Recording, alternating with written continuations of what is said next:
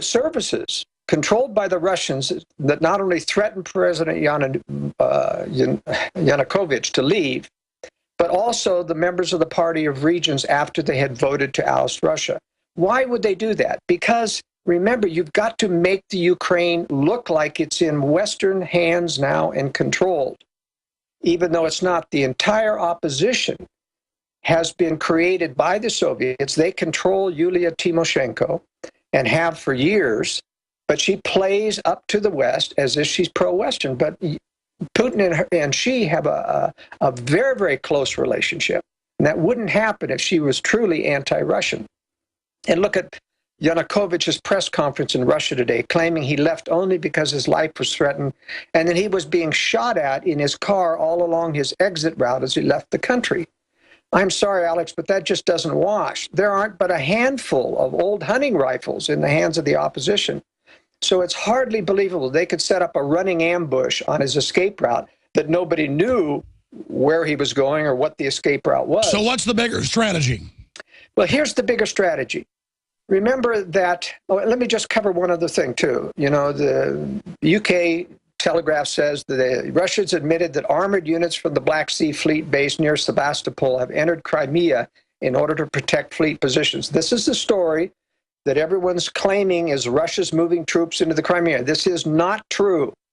These are only units that are already at the naval base at Sebastopol, and which is in Crimea. They're not moving into Crimea. They're already there, and they're simply going to other bases to ensure that Russia protects its naval bases. This is not in any way a move by Russian military, and neither are the fighter repositioning. This is all political theater by Putin to make it appear, and the Western media is playing this up as if this is a major thing. So here's the game plan.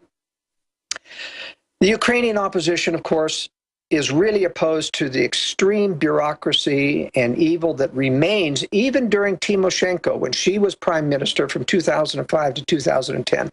Nothing changed. This is typical of when you have a phony coup. That is, the communists were still in charge of all the bureaucracy. Everybody was still requiring bribes to get anything done. Nothing changed. There was no freedom change in the Ukraine or anywhere else in the Soviet Union. And so naturally the people have had enough, and they really, and it tipped the tip of the iceberg when Yanukovych refused to have this trade agreement with the EU. So this was legitimate hatred against Russian domination of Western Ukraine. Now, the problem is this opposition in Ukraine was getting too fervent and legitimately so. Yes, there was some flow of Western support in here, but it was not, as Paul Craig Roberts said, a daily handing out of cash. There was one-time stiftungs or subscription, not subscription, but scholarship money that went to some of the students on the front lines. But I have contacts who were right there on the front lines in Ukraine saying these people are just normal people. They actually, you know, don't have any food. They don't have any money. They're sacrificing because they hate this regime. Most of these protesters were absolutely legitimate. As for the claims that there are neo-Nazis protected and supported by the rest, remember, there are no neo-Nazis anywhere in the world, legitimate neo-Nazis. They're only agent provocateurs built up by governments, and Russia does the same thing. They build up, they pay people to become skinheads and neo-Nazis to give the right wing in the world a bad name. And the Russians play this just like the West, because you see, neo-Nazis give them an excuse to attack anyone who's associated with that view. But there's nobody who in their right mind wants to go and champion something in the name of the Nazis unless they're paid for by governments. So we've got to really see through what's going on there. But let me get to the final point, that is, what's the game plan? The opposition was rising much faster than Russia's remilitarization. Russia isn't anywhere near ready to take on the West. And so here's what they've done in order to prolong the conflict in the Ukraine. They pulled a phony coup so that now it appears that Western Ukraine is in the hands of the globalists, but they're not. They're in the hands of Russian puppets masquerading as pro-EU people like Tymoshenko. You mark my words, she'll be back in power pretty soon. Already the prime minister has been named as one of her former lieutenants, and that shows that her Freedom Party is going to be back in power soon. But now, from now on, you're going to have a constant conflict between the Eastern European Russian base. Tell you what, stay there. I'm going to come back and break this down. Stay with us. Huge Mountain House sale at Emergency Essentials. Right now, get 25% off every can. Go to BePrepared.com for the guaranteed lowest price you'll find anywhere. Mountain House freeze-dried meals are famous for their proven 25-year shelf life, delicious flavors, and easy preparation. Last day is today to save 25% on over 30 Mountain House varieties. For the best selection, call Emergency Essentials at 800-999-1863 or visit BePrepared.com. The choice is clear. Be unprepared or BePrepared.com.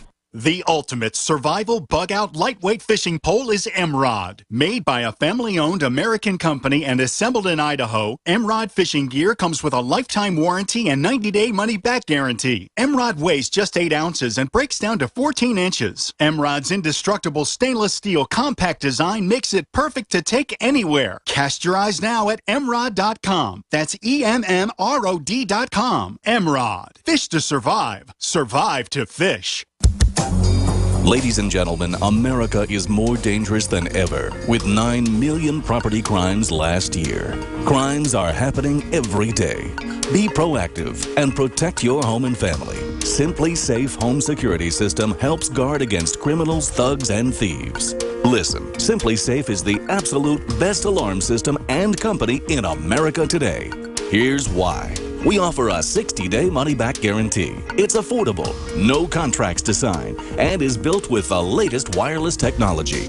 Simply Safe protects the ones you love the most, even if a criminal cuts your power and phone lines. When you order Simply Safe today, you'll receive a 10% discount along with a free keychain remote. Don't wait. This offer is only valid through February 28th. Take advantage of this special discount offer at GetSimplySafe.com. That's GetSimplySafe.com. Protect your home and family now at GetSimplySafe.com.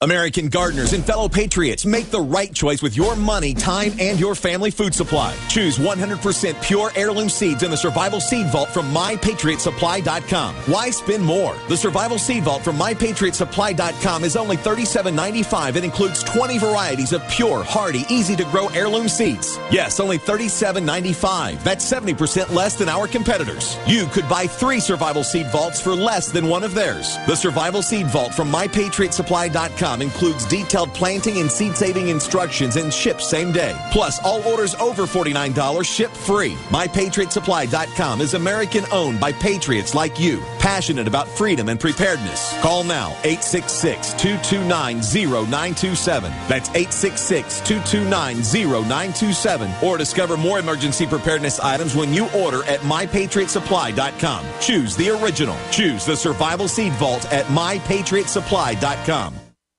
Hi there. My name is Frank Bates. What I'm about to tell you in the next 60 seconds could get me in a lot of trouble. I just created a free video presentation at 123coverup.com that exposes the electricity monopolies and government agencies for what they really are: incompetent, lying crooks that are counting on your ignorance and fear to keep your power bills criminally high. Some have called this a conspiracy. Others have called it a cover-up, and you will be shocked to find out how deep the conspiracy goes. My video at 123coverup.com exposes the truth and shows you the secret of how I beat them and how you can beat them too. Watch the controversial video that thousands of other smart patriots have already seen in the last 3 months.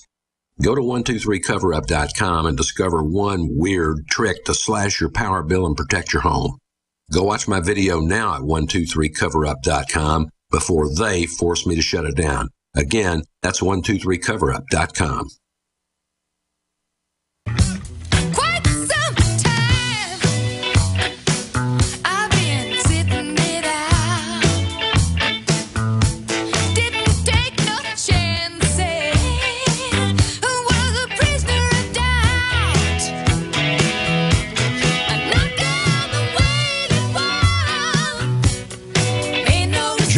You to get into what happened in Georgia in 2008. I want to get your take on the forces involved in that, because clearly you look at it, that was the West trying to go in and test Russia. But there are a lot of telltale signs that it was staged when the police stood down. The argument was, well, they're doing that to look friendly, but the rest of the government stood down as well. And then I guess the country goes into a permanent destabilization where they can play the literal right and left off, the two different sides of the country, the right from the west and the Russian from the east, and then just use that as a tool of political control. I know Russia to a certain extent collaborates with the EU, but is against the Anglo-American, British, U.S. power bloc. Explain the strategy there. Well, the strategy is, remember that Russia has always intended to strike the West. They want to run their own new world order with them in control. We've got a temporary pact with China to join with them to control the world, and they'll have to fight it out, whatever. And they haven't gone that far down the road. But the goal is to take down the hegemony of the West. And but they're not ready to do that yet. So what I'm saying is it's very important to understand that in the status quo that was going on before, last Friday and before, was that the pro-Western Ukrainians were the beleaguered ones, and Russia was the bad guys. That's all the news kept saying. Russia has ironclad control of Ukraine, and the Westerners want to be free. The Russians are the bad guys. Now it's been reversed. And this is why this really plays to Russia's favor. Because if they want to postpone the eventual taking back of the Soviet states, whether it's Czechoslovakia, Poland, Ukraine, Georgia, etc., instead of playing like they're independent, if they want to take them back with force someday, they got to wait till they're militarily ready to take on the West, and they're not. So we've got several years that they've got to bide their time. So, but in order to do that, you've got to play the same game that Hitler played by attacking his own people, the Germans, in Poland and in Czechoslovakia, in order to justify that intrusion. It's too early for that justification. Everybody keeps thinking Russia's going to attack Ukraine right now to take it back, and it's too early. It's going to make Russia look very, very bad. They want more disarmament with the West. The West wants more unilateral disarmament with Russia to make sure that they pave the way for this war. And so what they've got to do is slow the process down. Now what happened? After Saturday's phony coup, now the Eastern Russians are the beleaguered people. And it's the Western Ukraine that's going to be the bad guys. That's why they had to have all of the pro-Russian majority in the Rada, in the parliament, resign, so that now it can be a majority of pro-Western people. They can get the blame for everything. Plus the fact this allows the West to come to the rescue of Ukraine's bankruptcy. I mean, Ukraine is literally bankruptcy. They instituted currency controls today. The West, just like in the former Soviet Union, they're going to take over all of the payments and give bailout money to them. Russians are loving this. But the most important thing to remember now is that for now on in advance, the Russian, the Western, the phony opposition, these are run by Russians, but they're going to be claiming to be pro-EU. They're going to get the blame for everything that happens now. You're not going to see Eastern Ukraine and the Crimea secede. You're not going to see independence. And here's why.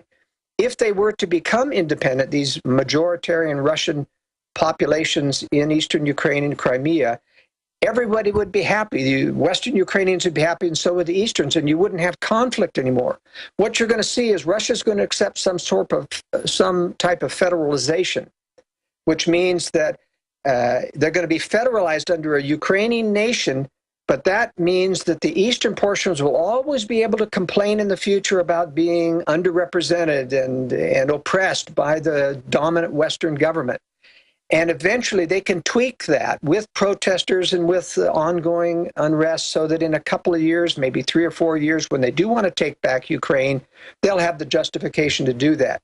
So do you see what I'm saying? You're going to have a much better permanent system of conflict by allowing Western Ukraine to go in, ostensibly to go into Western hands, when in fact it is Russian puppets playing as if they're in Western hands. I want to come back and talk about Georgia and then take phone calls on the waterfront about strategy of the globalists, where you see that going. Michael wants to ask you about U.S. flags being banned in the Ninth Circuit Court of Appeals if the illegals find them offensive. Ray wants to ask you some other questions. Folks want to ask about smart tech and all the surveillance grid the NSA So Joel Skousen of WorldAffairsBrief.com is our guest. I'm Alex Jones of Infowars.com on this live Friday edition. And I'll be back this Sunday, Lord willing, 4 to 6 p.m. with the Sunday live transmission right here on GCN. We're on the march.